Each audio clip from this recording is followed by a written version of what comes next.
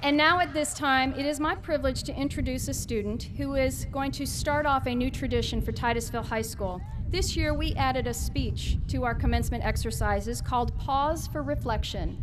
And we issued a challenge to the senior class for anyone who was interested in speaking at commencement to submit a speech to the graduation committee. The top submission would then be selected for speaking at commencement. And this year's winner, for the first ever Pause for Reflection, is Brandon Gray.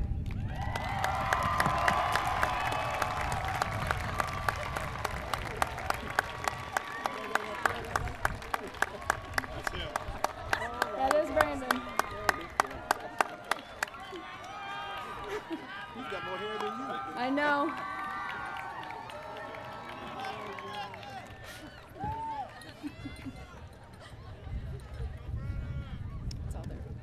Thanks.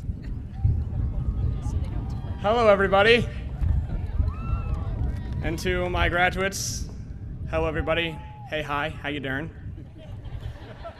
Before I begin, I would like to thank every teacher I've ever had, especially the ones that went out of their way to make an impact in my life, not because they had to, but because they saw some potential in me that no one else saw. And without those teachers and my parents and a few other amazing people and God, I would not be the student or the person that I am today. To be giving a speech at my high school graduation has honestly been a dream of mine since my freshman year when I attended my first THS graduation. And I remember sitting in the brand new bleachers right over there in this new stadium, and I was listening to high school students just like us give speeches about moving on and looking forward to the future and just trying to give a heartwarming speech. And so I decided to joke with my brother and say, that'll be me one day. And we made that bet that very day that I would make a speech at graduation. And at the time, it was just a joke that I planned to forget as I went home. But I never forgot the bet. And when I went and I became a senior, I found myself at night staying up trying to figure out exactly what I would say if I ever got the chance to give a speech at graduation. It became more than just a bet to me. It became this weird dream that I would think about almost every day. So long story short, thanks to Dr. Spinner, Mr. Curtis, and Ms. Samani, and some other amazing people, I'm actually standing on this stage, and I'm scared out of my mind because I have no idea what you want me to say. But I'm supposed to be reflecting about what THS means to me. And most people may or may not notice, but I absolutely love this place. And I remember coming here as a freshman thinking that the next 4 years of my life were going to be an absolute disaster. But I slowly found myself falling in love with my classes and my teachers and the very complex and abstract group of people that I found myself befriending. My freshman year was a very developmental year for me and a lot of us as well. It was the year that I had to figure out who I wanted to be for the next 4 years of my life. What did I want to be known for? And I admit, I was scared of being known as the weird kid that had way too much energy and talked way too much in class. And I was sure that I would make no friends and I would end up being known for nothing. And that was my biggest fear, because for as long as I can remember, I always wanted to stand out for something. And so my freshman year was a rather fake year for me.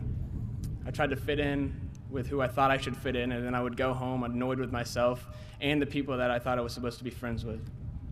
So at that same graduation, I made a bet with my brother at, I made an oath to myself that I would be the real me for the remaining 3 years of high school.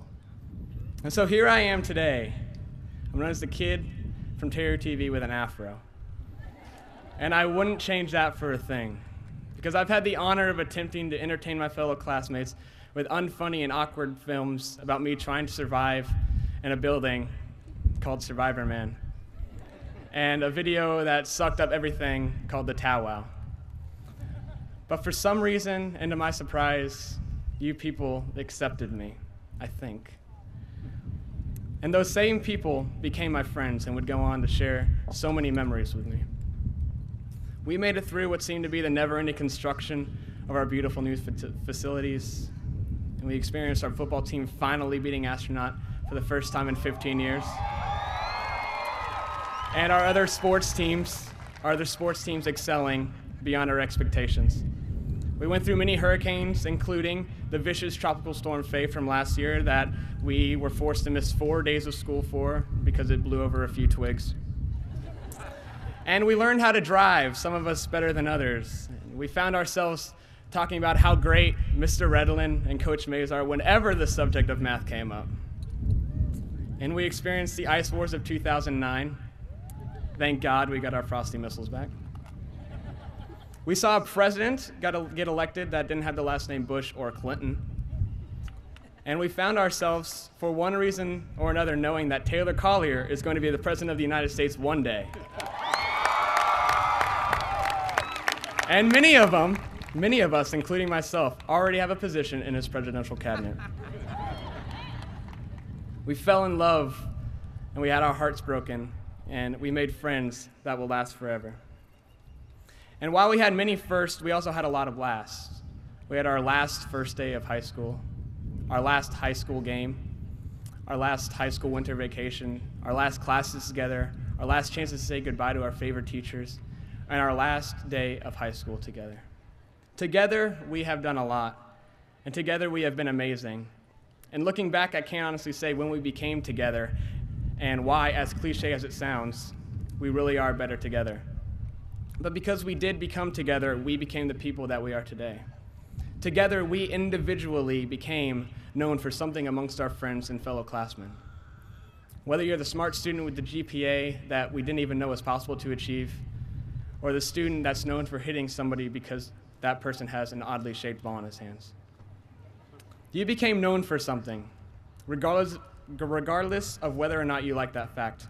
When you say someone's name, you instantly think something about that person. For instance, when someone says Brandon Gray, you think the ridiculously good-looking guy standing before you. Okay, I lied. That's just my mother. Thank you, Mom. But you get the point. When we open our yearbooks 30 years from now, you're instantly going to remember somebody for what they did. So in conclusion, I want to end with the scary but most exciting part, which is that we have to do this all over again, but this time, it's for real. Once we step off this football field, we become somebody completely new. You get to choose who you are and what you are known for. Be who you want to be, and go out and do something simply because you love it and because you're passionate about it, and have nothing to do with a $sign in front of that job description. You are no longer tied down to the ropes of high school where you're limited to what you can do and what you will be known for. So, for the last 4 years of high school, I've been known as Brandon Gray, the kid with the afro. Well, that was high school. And starting today, I can be who I want to be. Pause.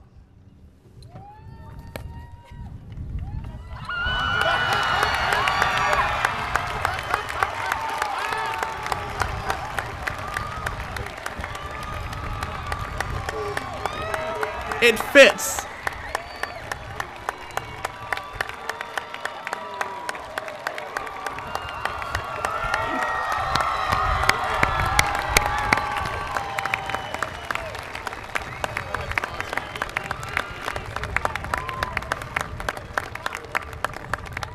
So, regardless of if I have the afro or not, I know that God will use me in whatever awesome plan He has in store in my life, because with God, all things are possible.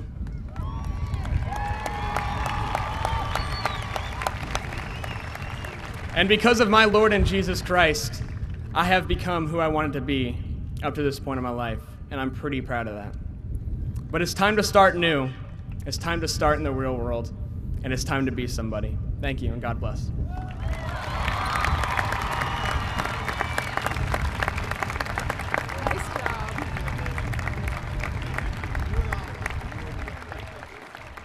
He looks pretty good.